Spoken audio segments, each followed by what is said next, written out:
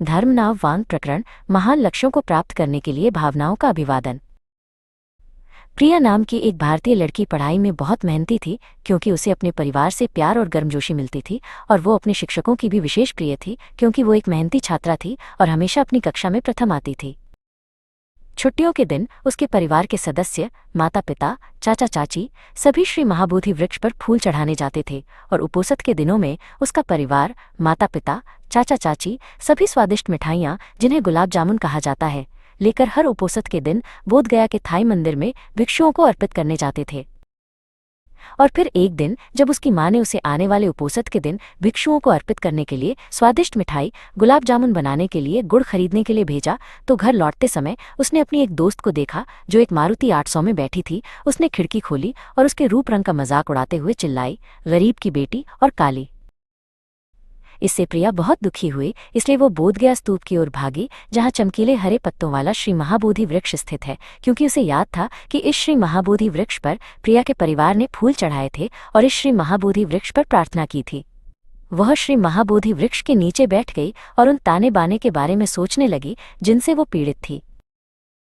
अचानक एक लड़की की घंटी जैसी मीठी साफ आवाज आई, जो उसका नाम पुकार रही थी, प्रिया प्रिया, जो मिस केवता की आवाज थी। जब मिस केवता प्रकट हुई तो उसने प्रिया नाम की लड़की का हाथ पकड़ने के लिए अपना हाथ बढ़ाया। जैसे ही मिस केवता का हाथ प्रिया से लगा, प्रिया तुरंत मिस्टर ग्लोब में बदल गई। मिस केवता ने मिस्टर ग्लोब से पूछा कि वो इतना दुखी क्यों है। प्रिया ने उसे वो कहानी सुनाई जो उसने लंबे समय से अपने दिल में रखी थी, भारतीय बच्चों के बीच जातिगत भेदभाव के बारे में।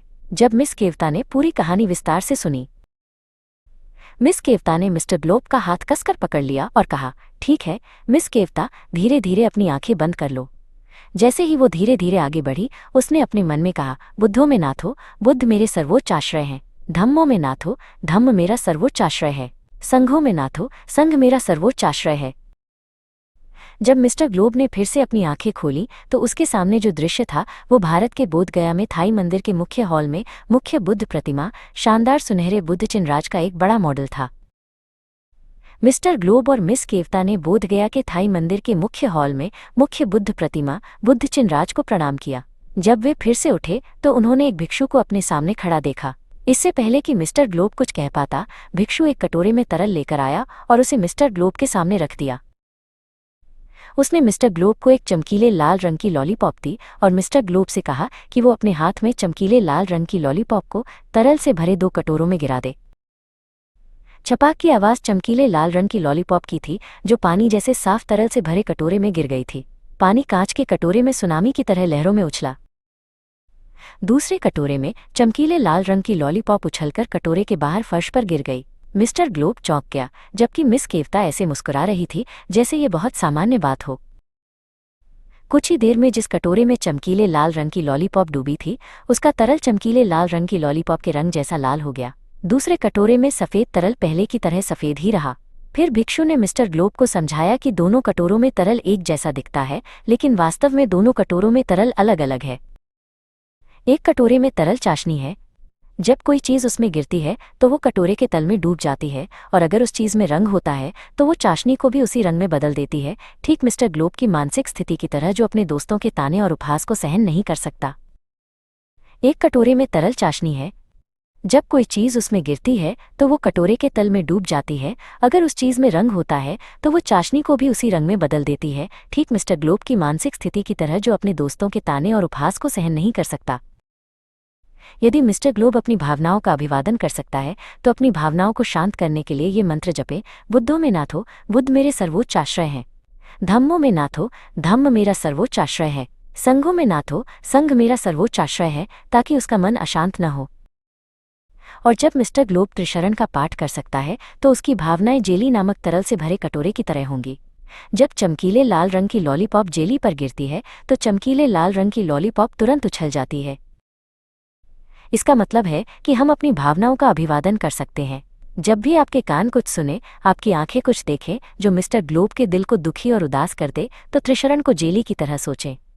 यदि आप त्रिशरण के बारे में नहीं सोचते हैं तो आपकी भावनाएं इस चाशनी की तरह होंगी, जो पहले तो साफ थी, लेकिन जब चमकीले लाल रंग की लॉलीपॉप उसमें गिरी तो साफ चाशनी तुरंत लाल चाशनी में बदल गई, है ना? फिर भिक्षु ने मान्या सिंह के जीवन की कहानी का उदाहरण दिया। मान्या का जन्म भारत के एक छोटे गरीब परिवार में हुआ था। उसके पिता अपने बच्चों को स्कूल भेजने के लिए पैसे कमाने के लिए ऑटो रिक्शा चलाते थे। उसकी माँ को अपनी बेटी की आगे की पढ़ाई के लिए अपने गहने गिरवी रखने पड़े। कई बार मान्या को भूखा रहना पड़ा। उसके पास बस का किराया देने के लिए पैसे नहीं थे और उसे स्कूल पैदल जाना पड़ता था। लेकिन उसका हमेशा एक सपना था, वो एक बड़े मंच पर खड़ा होना चाहती थी। अपने माता पिता को गौरवान्वित करने के लिए एक ब्यूटी क्वीन बनना चाहती थी। भले ही हर कोई हंसा और कहा, एक ऑटो रिक्शा चालक की बेटी ब्यूटी क्वीन कैसे बन सकती है। मान्या ने अपनी ट्यूशन फीस के लिए पैसे बचाने के लिए बर्तन धोए और एक कॉल सेंटर में काम किया और दूसरों को देखकर मॉडलिंग का अभ्यास किया। क्योंकि उसके पास विशेष कक्षाओं के लिए पैसे नहीं थे, उसने कभी कोशिश करना नहीं छोड़ा। अंत में 2020 में उसने फेमिना मिस इंडिया के मंच पर कदम रखा और पहली रनर अप का खिताब जीता। उसके माता पिता की खुशी के आंसू नहीं रुक रहे थे, क्योंकि उनकी बेटी ने साबित कर दिया था कि गरीबी सपनों को नहीं रोक सकती। एक साधारण लड़की भी एक चमकता सितारा बन सकती है, अगर उसका दिल हार न माने, क्योंकि उसका मन जेली की तरह मजबूत है। जब भिक्षु ने बोलना समाप्त किया तो मिस्टर ग्लोब धीरे धीरे प्रिया नाम की लड़की में वापस बदल गया। फिर भिक्षु ने कहा, ठीक है बच्चों, तुम इस जेली और लाल चाशनी को घर ले जाकर खा सकते हो। प्रिया ने मिस केवता को धन्यवाद देने के लिए मुड़ी। मिस केवता ने कहा, बहुत अच्छा, अब से मिस प्रिया को अपनी भावनाओं का अभिवादन करना सीखना होगा, ताकि प्रिया की भावनाएं जेली की तरह हों, जेली की तरह। अंतिम दृश्य में मिस केवता कहती है, बहुत अच्छा, अब से हमारी भावनाएं जेली की तरह होंगी, जेली की तरह। और वो कहती है, बुद्धों में नाथो, बुद्ध मेरे सर्वोच्च आश्रय हैं। धम्मों में नाथो, धम्म मेरा सर्वोच्च आश्रय है। संघों में नाथो, संघ मेरा सर्वोच्च आश्रय है। अपनी भावनाओं को फिर से अशांत होने से रोकने के लिए ध्यान करें।